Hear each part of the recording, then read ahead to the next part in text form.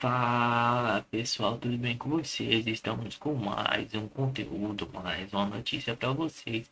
E antes de qualquer coisa, se inscreva no canal e deixe o like, vai estar ajudando muito a gente aí.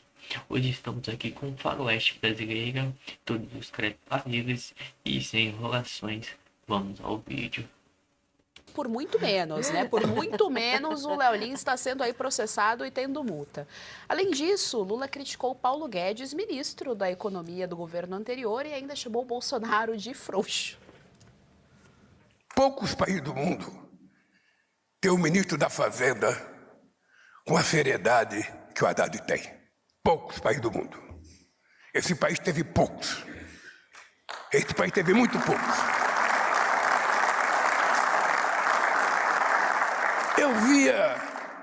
Eu via na televisão a quantidade de bravata que o Guedes fazia nesse país. O Guedes nunca pediu favor para ninguém. Ele tentava numa veda de forma desaforada, ditava regra de fazia. Por que ninguém cobrava estabilidade fiscal no governo passado?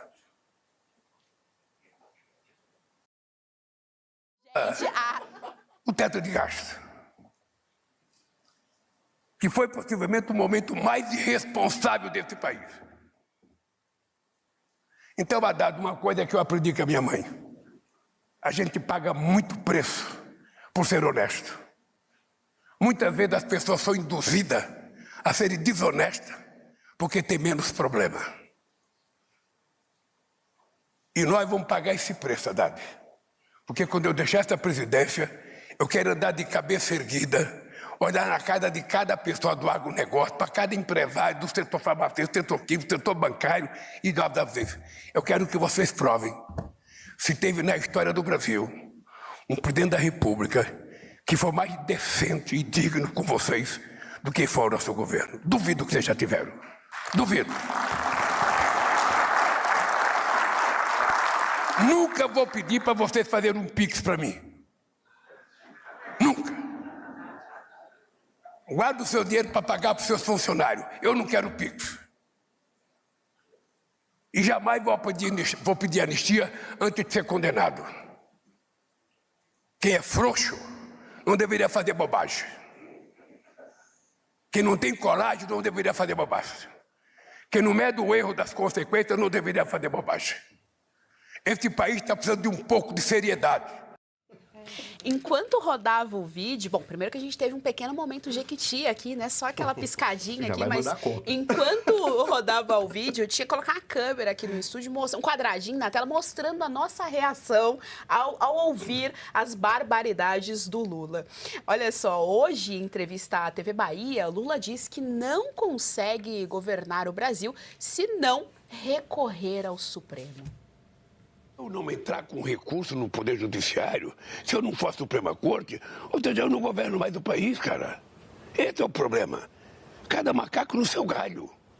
Ele legisla e eu governo. Sabe? Eu mando um projeto de lei, eles podem vetar. Eles podem aprovar ou não. Se eu vetar, eles podem derrubar meu veto. E se eu não gostar, eu vou no Poder Judiciário.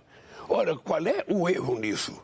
O erro, na minha opinião, foi, sabe, o descumprimento de um acordo que tinha sido feito num domingo à meia-noite na casa do presidente Hugo Mota. Lá estavam vários ministros, lá estavam vários deputados, lá estava o companheiro Fernando Haddad com a sua equipe. Festejaram o acordo no domingo. Eu estava em Nice, no Congresso dos Oceanos, na França. Eu liguei para a Gleisi Hoff e perguntei como é que foi a reunião. Ela estava maravilhada com a reunião. Nunca vi tanto abraço, tanto carinho, tanta concordância.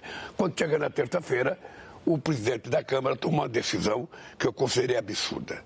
Agora, isso você pode perguntar, tem um rompimento com o Congresso? Não. Não tem. O presidente da República não rompe com o Congresso. Suano, eu nunca vi tanto abraço, tanto carinho.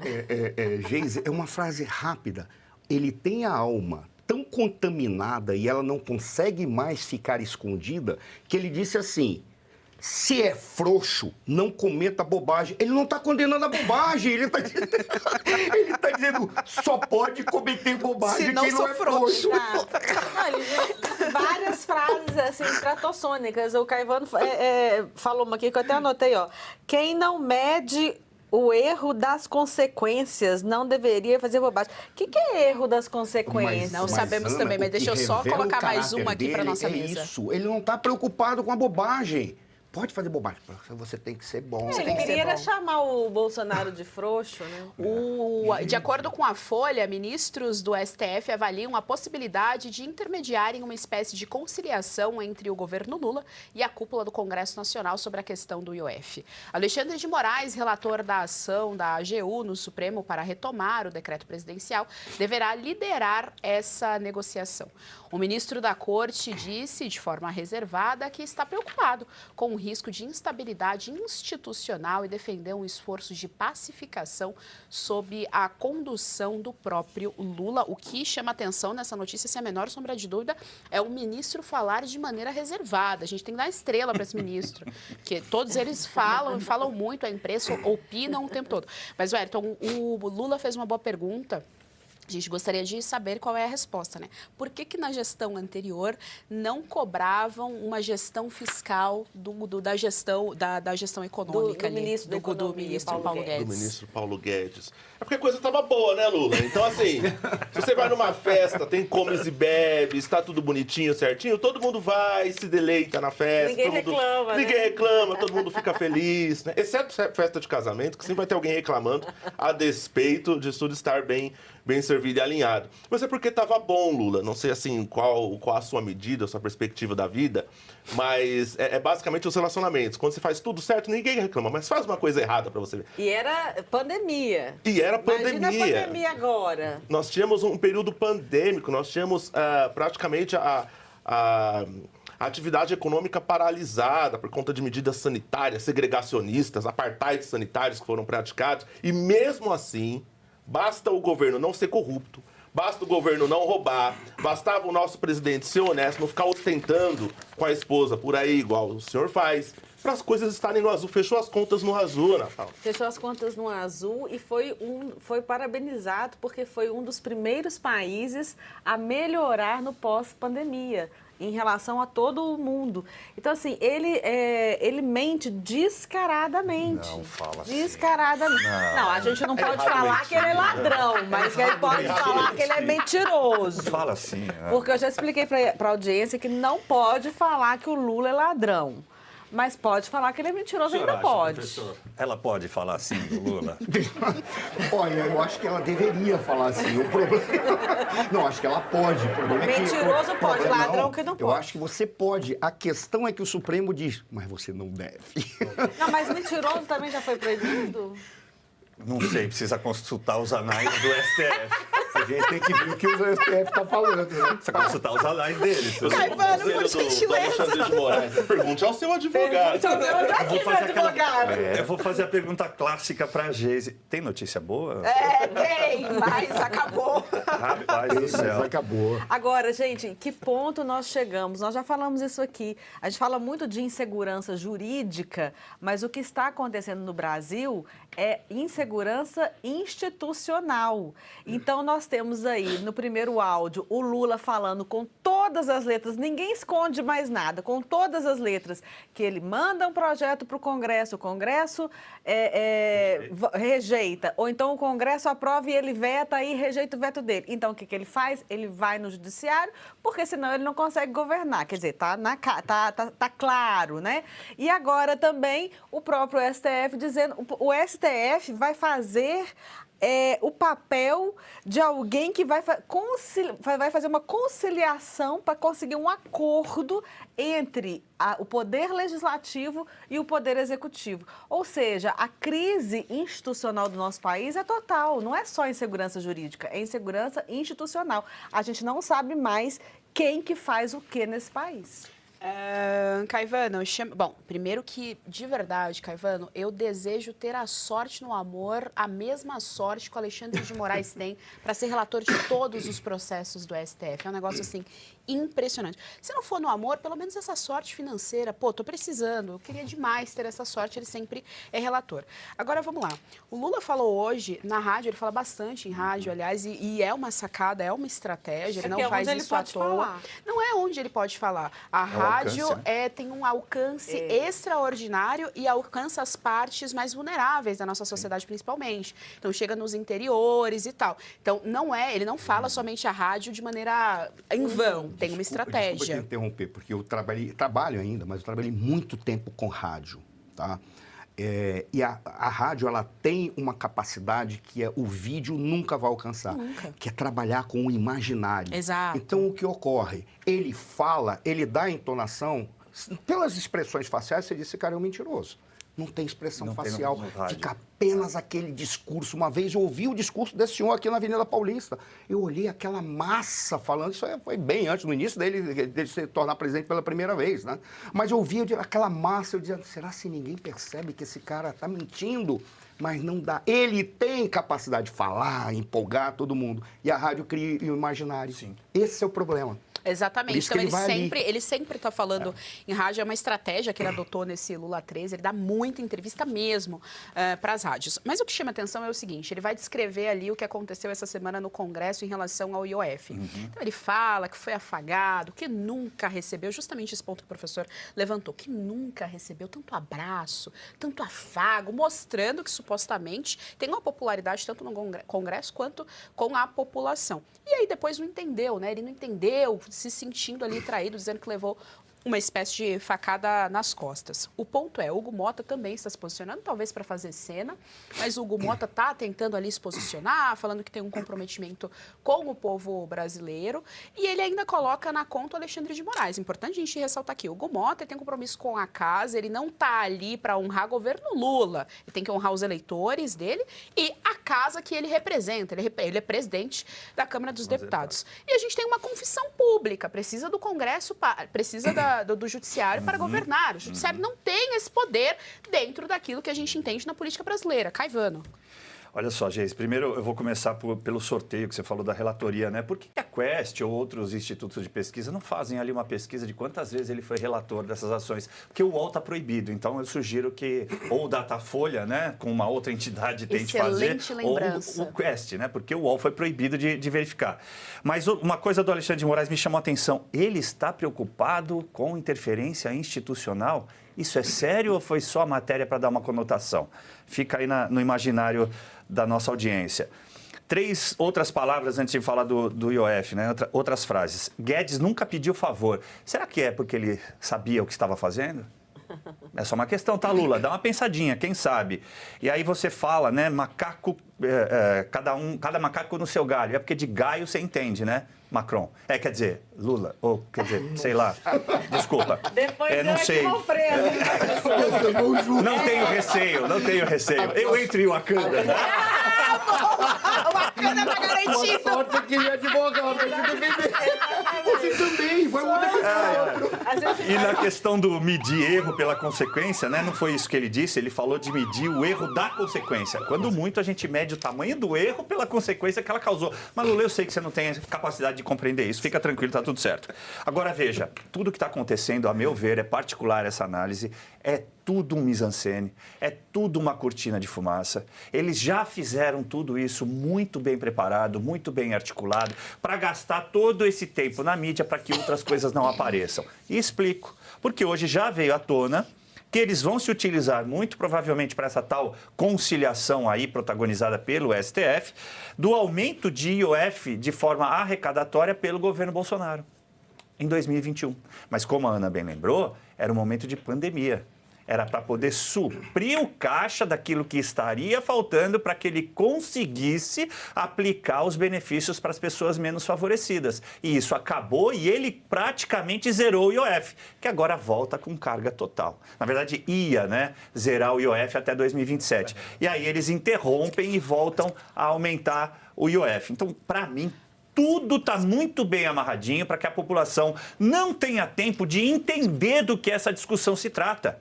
A discussão que a gente está vendo não é de quem tem prerrogativa, se pode ou se não pode. A discussão aqui é da ditadura que está instalada no Brasil. E eles não querem que você perceba. Dá um ar de normalidade. Fica a dica. Wellington pediu a palavra, por favor. Eu queria trazer algumas informações sobre essa questão do IOF, né? Essa judicialização também. Que é o seguinte, para reforçar o ponto de que imposto é uma questão muito democrática. o STF se tornou uma espécie de drible da vaca para o executivo, né? Drible da vaca? Desculpa. É uma fábula futebolística, né? Uma comparação futebolística. Eu imaginei uma vaca de verdade. É que aqui no caso é o drible da mula, né? Porque a gente tá falando do Gente, eu não sou do pessoal do futebol. Fala drible da vaca, imaginei uma Drible da vaca. vaca, quando você joga a bola Vocês têm por que um me lado e explicar. corre pelo outro. Muito Então, obrigada, fica professor. Mas o drible da mula deve ser como? O cara joga a bola pelo lado, esquece e vai correndo pelo meio. né? Ou seja, ele manda o projeto, não passa, ele contorna pelo judiciário, é isso. Entendi. Analogia, né? Eu falei metáfora, uma analogia. Analogia com futebol. Tá fazendo toda hora o drible da vaca. Exato. E aí é uma questão que a gente tem, o próprio Supremo reclama disso, fala que a judicialização pelo Supremo acontece por conta dos partidos que reclamam, ajuizam ações diretas de inconstitucionalidade, ações declaratórias, às vezes ADPFs, quando eles não têm muito para onde correr, inventam uma ADPF. O PSOL faz muito isso. E eu queria dizer que é muito democrático, porque o primeiro caso de ADI em cima da questão do IOF foi do PL. Né? A ADI 7827, Partido Liberal ajuizou para questionar o decreto do Lula. Só que aí o PSOL, né, depois que houve a assustação pelo decreto legislativo, entrou com uma outra ADI, que é a 7839. Então, para vocês verem como é democrático, ninguém gostou, né? Nem a esquerda, nem a direita. Agora, eu coloquei também fiz um artigo no LinkedIn, inclusive, sobre isso, falando que estão dando ao STF esse poder moderador, né? De até se arvorar o papel de ser o adulto na sala. Sim. Então você tem uma briga com o executivo, tem uma briga entre o executivo e o legislativo, e aí chamam o STF como se fosse o adulto na sala, vem aqui, né? É uma autocrítica que eu acho que até a direita também tem que fazer, nesse caso foi o PL entrando com essa ADI, o que tornou prevento o Alexandre de Moraes. Né? A gente pode ter também uma questão jurídica aqui, né? Professor Caivano, Ana Paula, professor Suano, sobre a perda do objeto. Porque o PL veio questionar o decreto, que foi sustado. Perfeito. Perfeito. Então, se o PSOL entra com a prevenção em cima do decreto que foi sustado, perda de objeto, porque né, não tem mais o que reclamar Mas o disso. Alexandre de Moraes, ele é prevento para tudo que ele quiser. Exatamente. Exatamente. Suano, por gentileza, seu comentário. Perda de objeto, Alexandre de Moraes, ele acha. Ele põe uma mesa branca e o objeto... Não, porque é eterno. O objeto é só quando eterno. ele está indisposto, ele fala assim, não, esse aí eu não quero não, passa para outro. O objeto para ele é como um flagrante eterno, né? Flagrante eterno, exatamente. E só um último ponto ainda sobre, inclusive nesse ponto que o professor Carvano trouxe, sobre o desvio de finalidade do IOF. Que é uma questão que está na ADI do PL. Eu até trouxe um trecho aqui. Por quê? Porque o Lula fez algumas promessas pontuais que ele não vai conseguir honrar. Como, por exemplo, crédito para motoboys comprarem suas motos para fazer iFood, etc. Ele prometeu isso. Está na imprensa. Um outro crédito que ele prometeu foi linha de crédito para pessoas de baixa renda reformarem suas casas.